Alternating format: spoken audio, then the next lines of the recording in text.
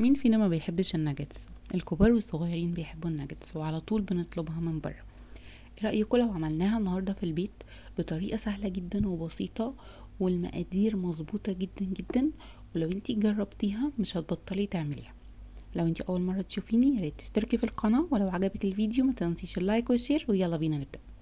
معايا نص كيلو من صدور الفراخ المخلية، 3 أو 4 شرايح توست ابيض، نص معلقة صغيرة توم مفروم، معلقة كبيرة نشا، ومعلقة كبيرة صويا صوص. والبهارات اللي معايا ملح وفلفل بابريكا، توم باودر وبصل باودر وجنزبيل وقرفة. هكتب لكم كل المقادير تحت في الديسكريبشن بوكس. اول حاجة هجيب التوست وهشيل الجوانب بتاعته، مش هنحتاجها خالص في الوصفة، وهقطعه وهفرمه في الكبة.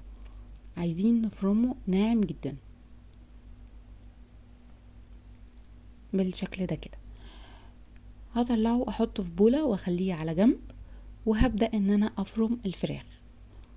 في الوصفة دي انا استخدمت صدور فراخ مخلية. تقدري تستخدمي الاوراق، وتقدري تعملي ميكس بين الصدور وبين الاوراق. انا جربتهم بكل الطرق ومفيش فرق بينهم خالص.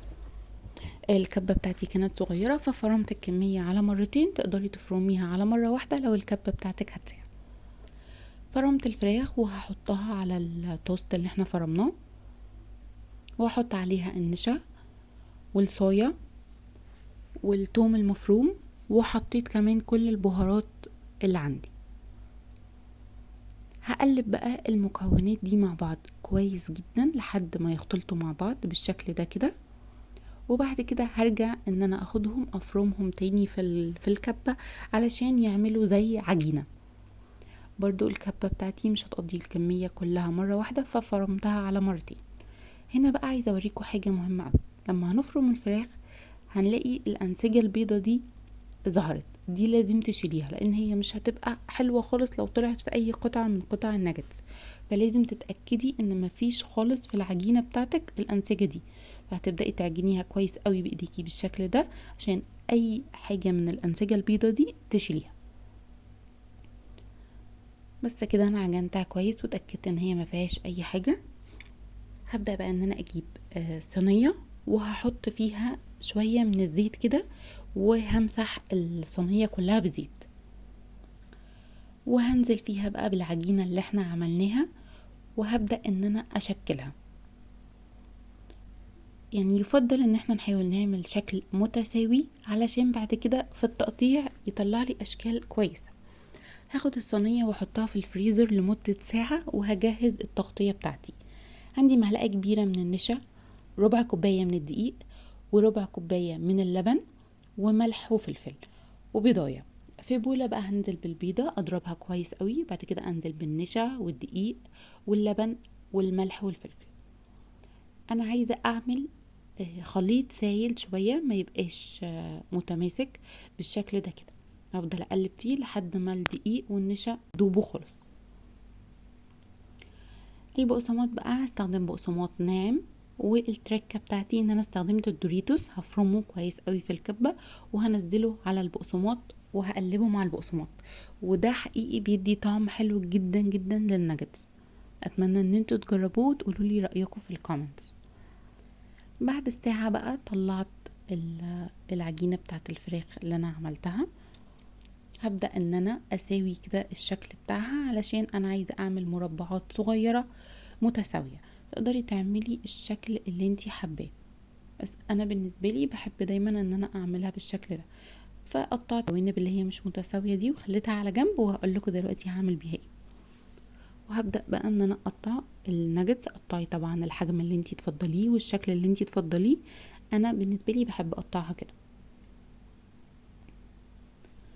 بس بصوا شكلها بقى مربعات صغيرة كده، شكلها بيبقى حلو قوي. ببدأ ان انا انزلها في الخليط السائل اللي احنا عملناه ده،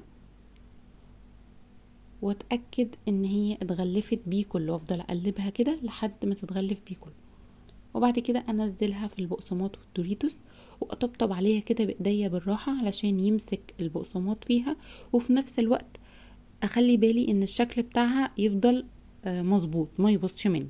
نعمل مع بعض واحدة تانية كده، هنزلها في الخليط السائل وبعد كده احطها في البقسماط والدوريتوس. تقدري تستبدلي الدوريتوس بالكورن فليكس هيبقى حلو برضو، او تقدري تستخدمي البقسماط العادي، بس احنا بنحاول نوصل لاكتر طعم زي الجاهزة يعني.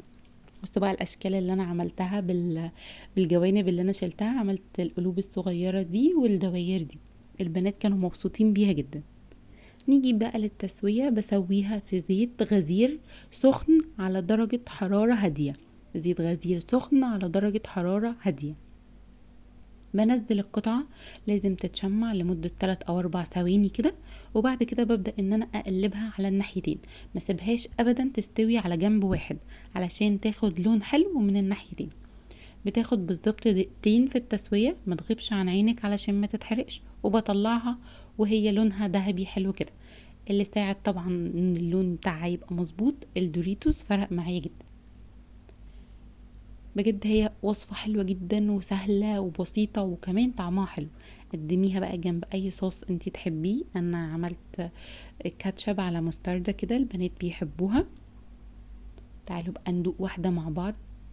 بجد بجد كان طعمها حلو جدا جدا جدا، ومش هتاخد معاكي وقت وهتستوي معاكي بسرعة. ولو جربتيها مرة مش هتبطلي تعمليها، واستحالة تشتريها جاهزة من برا تاني. اتمنى تكون الوصفة عجبتكم، واتمنى ان انتوا تجربوها وتقولوا لي رأيكم في الكومنتس. لو وصلتوا معايا لاخر الفيديو ما تنسوش اللايك والشير، واشتركوا في القناة لو لسه ما اشتركتوش، واستنوا ان شاء الله الوصفات اللي جايه.